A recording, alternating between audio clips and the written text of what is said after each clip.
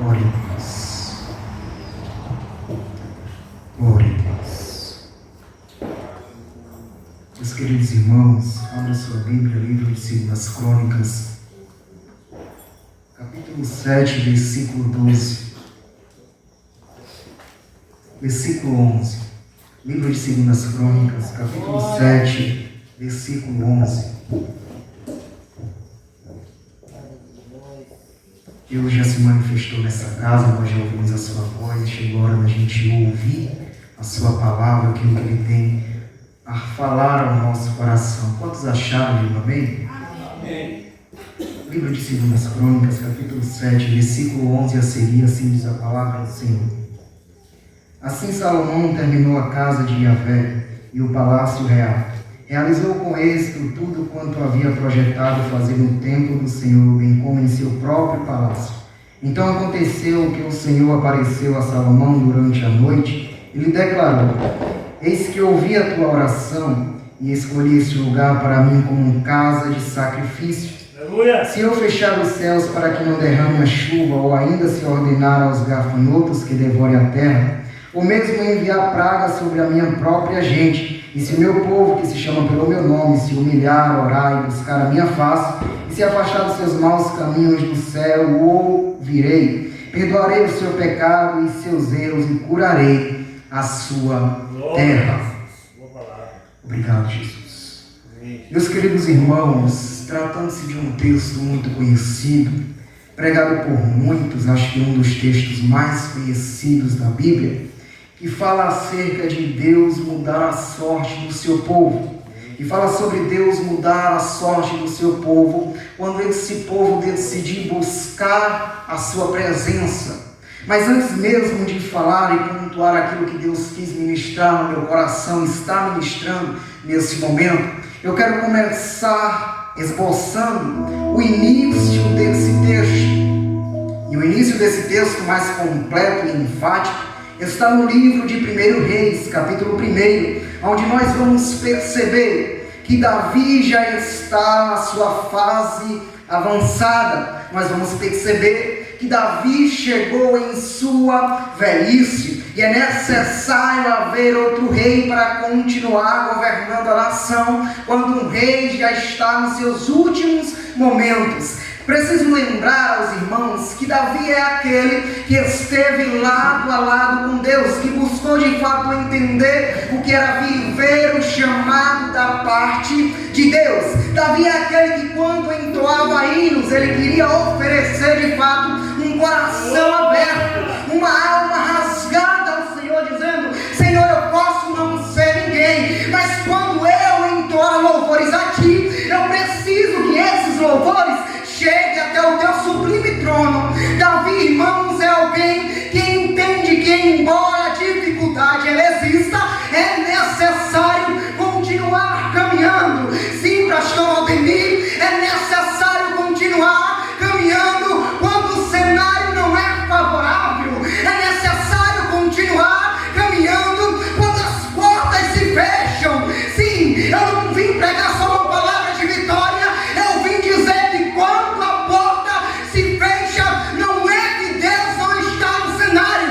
Davi está dizendo: eu posso enfrentar 15 anos de adversidade. O que é 15 anos de adversidade? É Deus dizendo: não chegou ainda, Davi, o tempo, então espera mais um pouco. Não chegou a hora de eu manifestar a minha glória.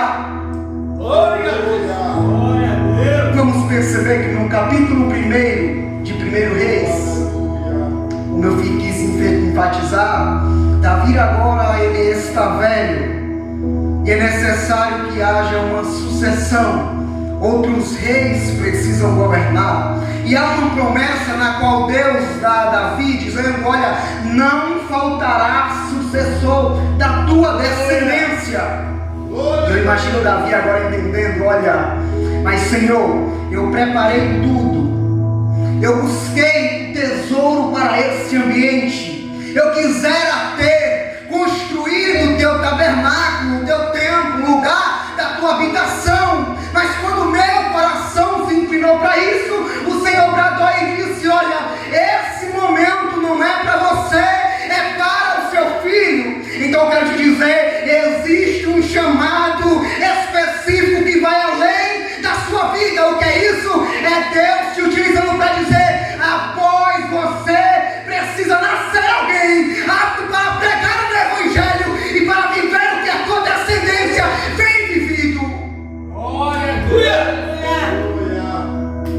levanta alguns sucessores, e você vai ver que Salomão não é aquele que deveria ser rei, porque Salomão não é o mais velho, mas sobre Salomão existe a promessa. Eu preciso liberar que quando existe promessa, o céu pode se fechar, mas Deus continua sendo Deus. As pessoas podem se levantar e bradar: não vai, não tem, não vai conquistar. Deus diz: vai, eu abro, eu libero, eu escancaro bem alto para dizer que eu te chamei.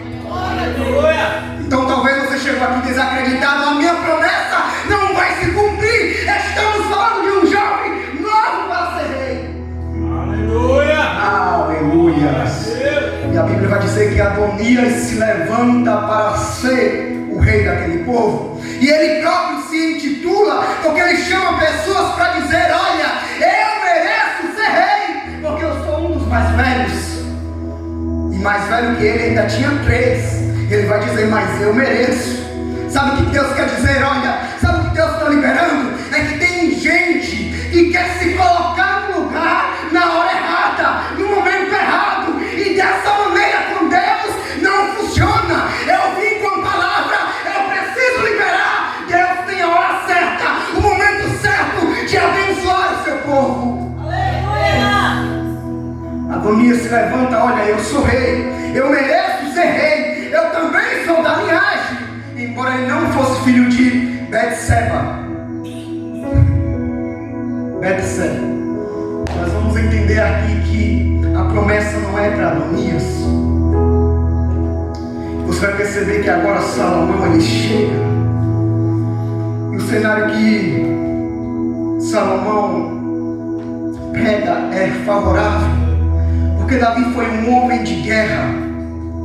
Porque Davi a todo momento foi um homem que estava com a espada desembainhada, dizendo: eu vou alcançar a promessa que ele me fez.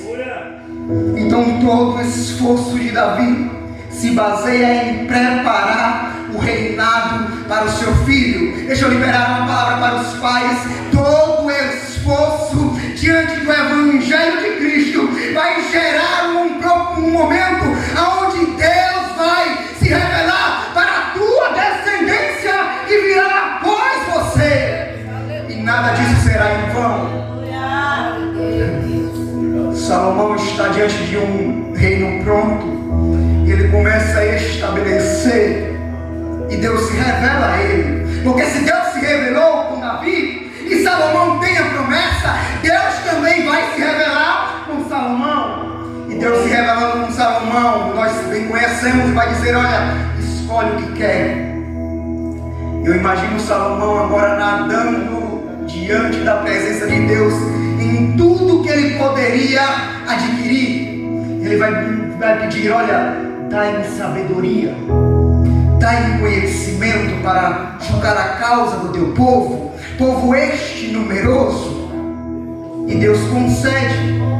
Deus se agrada do pedido, porque não é um pedido enfatizando a sua própria vida, o seu próprio chamado, dizendo: eu quero ser engrandecido. Não é. É uma pessoa que está dizendo que eu diminua, mas que o reinado continue, pregando a mensagem da cruz, e eu saia de evidência, mas que a palavra continue sendo anunciada. Qual é? Deus merece toda a honra, Deus merece todo louvor, Deus merece toda exaltação. Eu venho anunciar que o meu Pai começou e eu vou continuar a boa obra.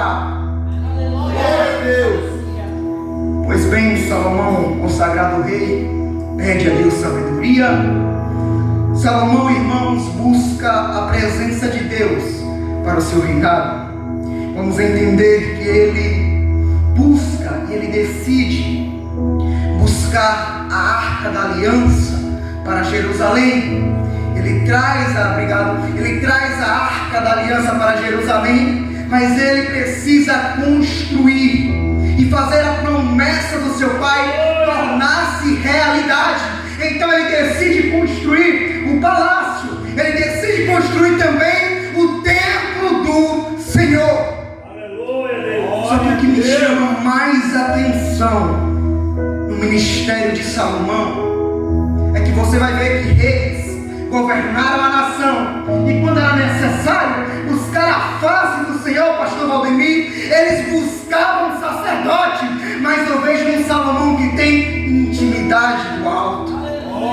Eu vejo um Salomão que tem intimidade com o Todo-Poderoso. Eu vejo um Salomão que sabe buscar a presença de Deus para dentro do seu reinado. Ele não depende, embora precisasse de sacerdote para oferecer sacrifício, ele diz: eu mesmo vou oferecer sacrifício pacífico a Deus.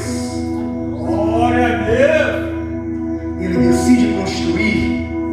Vamos perceber que uma vez construído o palácio e o templo do Senhor, nós vamos entender que ele agora precisa clamar a Deus.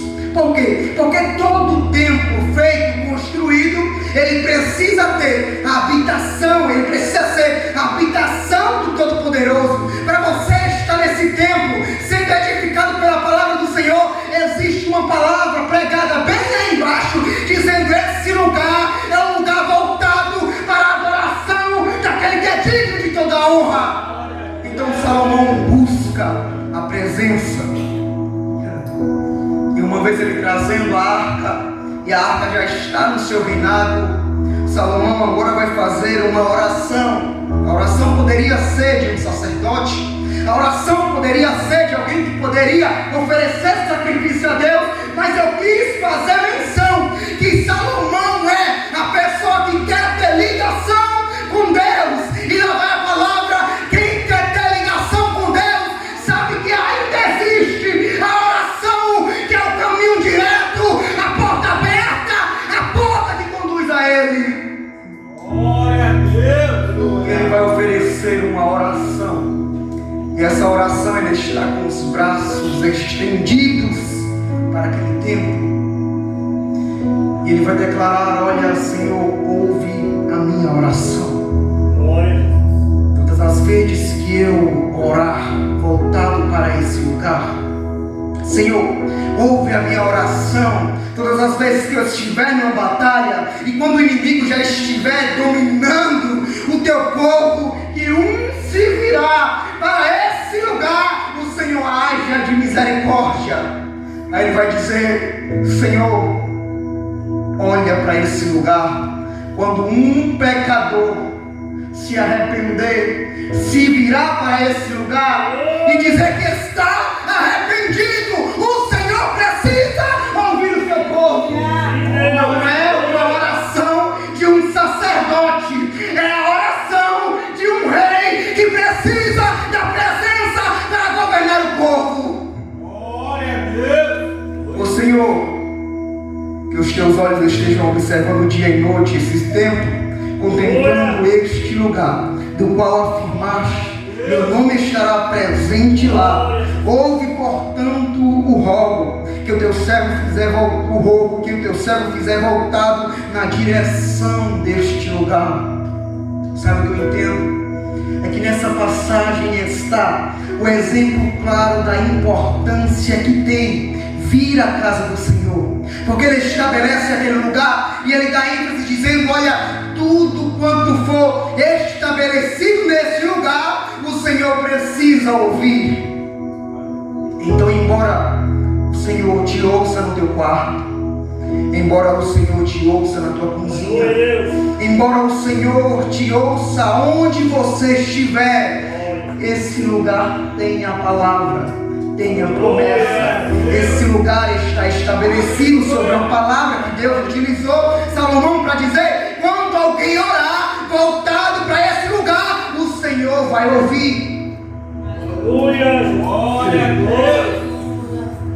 Mas interessante é que na conclusão, depois dele dar detalhe por detalhe do que deveria acontecer quando as pessoas orassem, quando as pessoas se virassem para esse lugar, ele vai terminar a conclusão da sua oração dizendo: assim que Salomão acabou de dirigir a Yahvé, o Senhor Deus, toda essa oração e essa súplica, levantou-se do lugar onde estava ajoelhado, de mãos erguidas para o céu, diante do altar de Yahvé.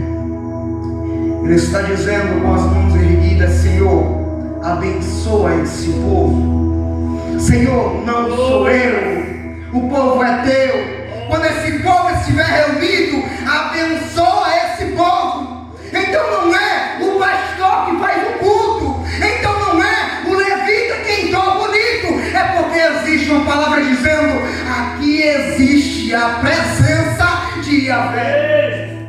Aleluia. Só que quando ele termina a sua oração, Deus manifesta a sua glória. Vamos ver em 2 Crônicas capítulo 7, versículo 3, quando ele diz: quando os israelitas viram aquele fogo descendo e a glória de Yahvé sobre o templo, ajoelharam-se atônitos no pavimento, com o rosto rente ao chão. Adoraram e deram graças ao Senhor com grande júbilo, exclamando: pois Ele é bom, e eterno é o seu amor, e a sua misericórdia. Depois de uma oração de Salomão, a glória de Deus desce sobre a casa. E talvez Deus esteja te falando nessa noite: olha aonde Ele quer chegar com isso. É que antes de oferecer o culto, é que antes de Deus manifestar a sua glória, existe uma preparação que antecede a manifestação da glória de Deus nesse lugar. Por quê? Porque antes de Yahvé confirmar a presença dele no templo, Salomão está com o rosto no chão, clamando a presença dele. Qual é o benefício? E qual é o proveito de Salomão em meio a isso? É que eu preciso te fazer e te dar dois paralelos. É que é diferente quando nós estamos no culto e vemos a glória de Deus. Outra coisa é você chegar no culto e sentir a presença de Deus. Glória. Talvez você não pegou. É diferente quando você vem no culto e você vê o irmão todo cheio, falando em línguas, em mistérios, falando em espírito, e você sem entender, mas só contemplando. Agora quem vem interessado em ver a glória, não só vê, mas manifesta-se nela. Glória. Aleluia. Glória a Deus.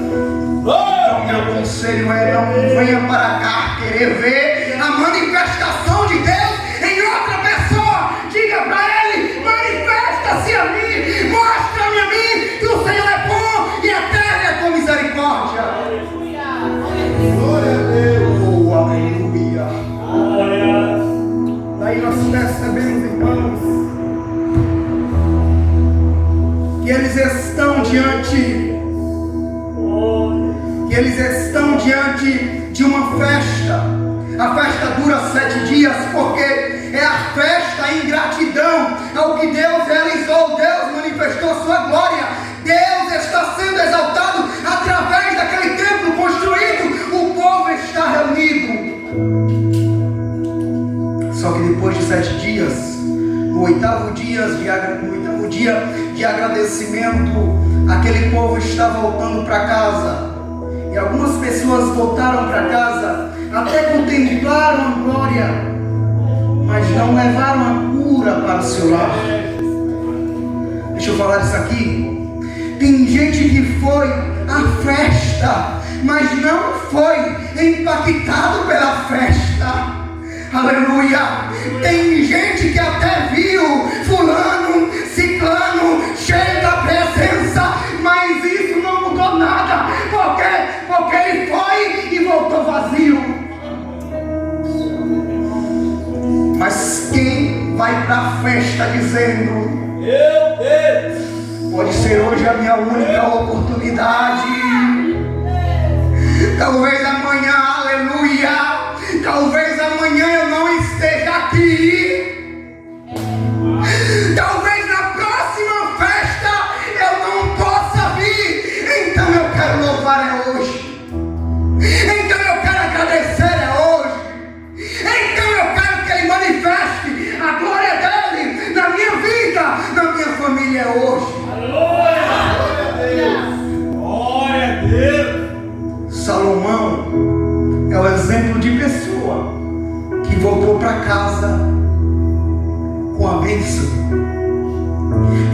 se manifesta pela segunda vez. Eu fiz menção de dizer que quando ele chega em casa, que quando ele entra no quarto, e quando ele diz eu vou descansar, Deus manifesta a sua glória dentro do quarto. Eu imagino uma pessoa adorando de uma forma tão grande que ele diz: ah, como eu queria, como eu gostaria que essa presença invadisse o meu quarto, invadisse o meu esposo, confrontasse o meu filho, transformasse a minha família. Como eu queria que alguém lá em casa sentisse a presença que eu sinto nesse lugar. Salomão está dizendo: eu entrei no quarto, mas esse quarto está com um cheiro diferente. Eu entrei no quarto para dormir, mas eu não consigo fechar os olhos. O que é isso, Salomão? Ei, parece que a presença que eu senti lá no templo está invadindo a minha casa. Parece que está curando meu filho. Aleluia. Parece que está confrontando o meu marido. Parece que a presença invadiu tudo. Quando essa presença ela invade, ela transforma. Deus está mudando o curso da mensagem, mas eu preciso te dizer: ei, leva a presença para a tua casa. Talvez você chegou nessa noite dizendo: eu não tenho paz. Sabe o que falta? É a presença dentro de casa. Oh, glória! Quanta gente com a alma angustiada, o coração enquebrantado, dizendo: aonde eu vou encontrar segurança? Se eu coloco a minha cabeça no travesseiro e o travesseiro não me traz paz. Ou será que existe um remédio para os batimentos do meu coração baterem mais fraco? Porque parece que vão pular, vão sair do meu corpo. Aí eu te entrego um remédio. Eleva a presença para dentro de casa. Leva a presença para dentro de casa. E diz para Deus: o Senhor me visitou nesse lugar, mas agora eu preciso que o Senhor me visite lá, porque é lá que eu preciso da cura. Talvez a necessidade que você precise é dizer para Deus: eu preciso de uma cura, é lá. Que Salomão atraiu a presença de Deus para dentro da sua casa. É que Deus disse: olha, eu ouvi a oração que tu fez lá, apresentando o templo, mas eu vim te responder aqui no particular, porque lá estava todo mundo, muita gente, muito pensamento, e só eu contemplo o teu quarto. Tem dia que você vai vir para a igreja e Deus vai te dar a resposta quando você chegar na porta da sua casa, dizendo: eu te contemplei lá, eu vim te visitar aqui, porque eu vi que a adoração lá foi sincera, eu manifestei a minha glória lá, mas eu preciso te contemplar dentro de casa. Ei, entra dentro de casa que eu entro com você. Ei, vai ali na cozinha que eu preciso mexer em algumas coisas lá. Ei, o quarto está bagunçado, deixa a minha presença invadir. Glória a Deus. Sabe o que falta? É a presença para curar, é a presença para restaurar, é a presença para invadir todo o cenário. Porque agora Deus vai dizer para Salomão: eu escolhi esta casa como casa de sacrifício. E talvez não dê para eu chegar onde gostaria com essa mensagem, pois até aqui Deus já tem falado muito com a sua igreja. Mas quando Deus diz: olha, eu escolhi esse lugar como sacrifício, qual é a forma de oferecer sacrifício a Deus? Não é de qualquer jeito, não. Não é de qualquer maneira que Deus aceita sacrifício. A Caim e Abel, os dois vão oferecer a Deus. Deus escolhe um, rejeita o outro. Sabe por quê? Porque não é de preciso ser sincero. E qual é a maneira correta? O sacrifício, ele precisa custar algo dentro de nós. Sabe por quê? Porque quando Davi, ele peca, porque quando Davi, ele já se sente exaltado, porque quando Davi, no momento errôneo da sua vida, ele diz: eu já tenho muito poder, eu preciso fazer um censo desse povo. A Bíblia diz que Davi manda um dos seus homens sair a peleja dizendo: reúne o povo, eu quero números, eu quero ver a quantidade das pessoas que eu estabeleci para estar no meu reinado. Aí Deus se revela a Davi. Aí Deus diz: olha, maldita escolha. Porque o soldado de Davi, ele passa praticamente 9 meses em volta daquele povo buscando alcançar um número. E é um número bem gigantesco. Só que quando ele volta com o número, Deus se revela a Davi. Davi não é sobre número. Você está aí porque eu te constituí. Davi não é sobre número. Você chegou até aí porque sou eu na sua vida. O sacrifício precisa gerar custo em nós. Sabe por quê? Porque agora tem a sentença para Davi. O que você escolhe, Davi? Davi diz: eu prefiro cair na mão de Deus. Pois bem, escolheu, agora vai ter que segurar. Deus aperta. A Bíblia diz que Deus manda o anjo. O anjo começa a castigar. Você vai perceber que Deus começa a derramar a sua ira, a sua fúria sobre a vida de Davi. E Davi vai ficar ali angustiado, entendendo que ele foi quem errou, mas o povo todo está sofrendo. E Deus manda o anjo começa a matar. E a Bíblia diz que quando o anjo chega no terreno de Araúna, você vai perceber que ali Deus se revela a Davi. Porque quando Davi, ele é confrontado pelo sacerdote, pelo profeta ali, Davi vai entender: olha, fui eu que pequei, a sentença tem que cair sobre a minha vida. Aí Deus diz ao anjo: basta, segura. Eu ouvi que agora o coração de Davi entendeu que ele é errado, que ele está errado. E aí Deus dá um basta. O anjo não mata, e ele precisa oferecer um sacrifício. A Bíblia diz que Araúna, ele está na sua casa, e Davi vai até lá, porque foi lá onde Deus usou de misericórdia. Foi naquele espaço que Deus bradou e disse ao anjo: segura a espada, basta, porque eu vou ter uma conversa com Davi agora. O sacerdote, o profeta vai, avisa Davi: olha, oferece um sacrifício ao Senhor no mesmo lugar onde ele deu misericórdia. Oferece um sacrifício ao Senhor no mesmo lugar onde ele usou de misericórdia. Davi sobe aquele espaço de Araúna e diz: eu preciso comprar, porque Deus mandou eu oferecer um sacrifício aqui. Deus parou, não está matando mais gente, mas o sacrifício precisa ser feito. Aí ele diz: meu Senhor, tudo que eu tenho é teu. Oferece o sacrifício ao teu Deus e que ele te ouça. Davi vai dizer: não, dessa forma não, dessa maneira não dá. Esse sacrifício precisa custar algo de mim. Então diz quanto vale esse terreno, porque eu preciso pagar por ele. Deixa eu liberar, talvez você não esteja entendendo qual é o custo do teu sacrifício. Davi está dizendo: você pode até me dar tudo sem nenhum valor por eu ser rei, mas eu estou diante dele precisa haver custo. E qual é o custo? Qual é o preço que você tem pago? Deus, o preço está árduo, mas eu estou vendo a tua mão movendo a minha casa. Aleluia. Deus, o preço está custando as minhas noites de sono, mas eu estou vendo o bálsamo chegar no meu quarto. Deus, o preço está custando os meus joelhos já marcados de horas e horas, dizendo: o Senhor não vai me ouvir, que hora o Senhor vai abençoar? O preço está sendo pago, mas Deus vai manifestar a sua glória.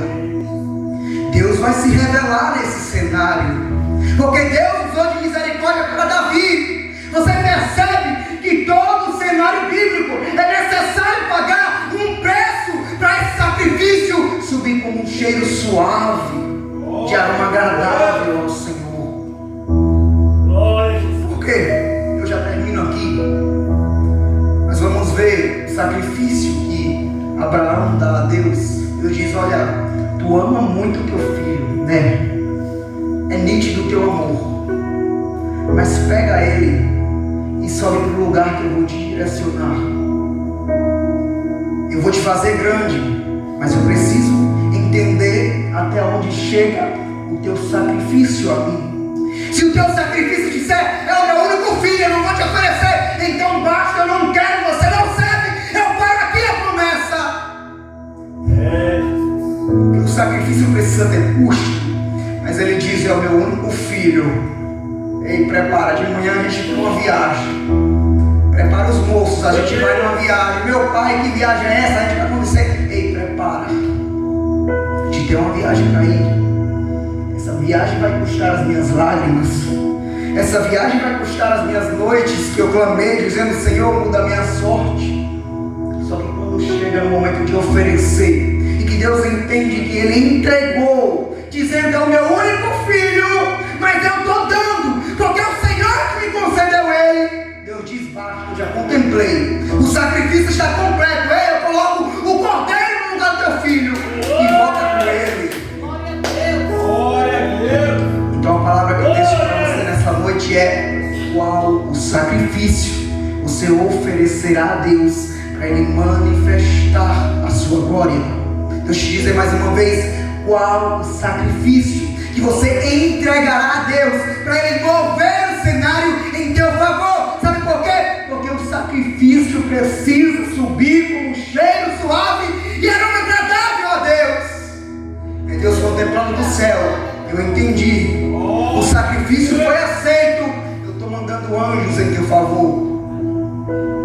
Que Deus fale mais no seu coração, que nessa noite você saia entendido que o sacrifício não será em vão. Embora eu quisera continuar e esboçar alguns pontos, eu sinto que até aqui Deus já falou com a sua igreja.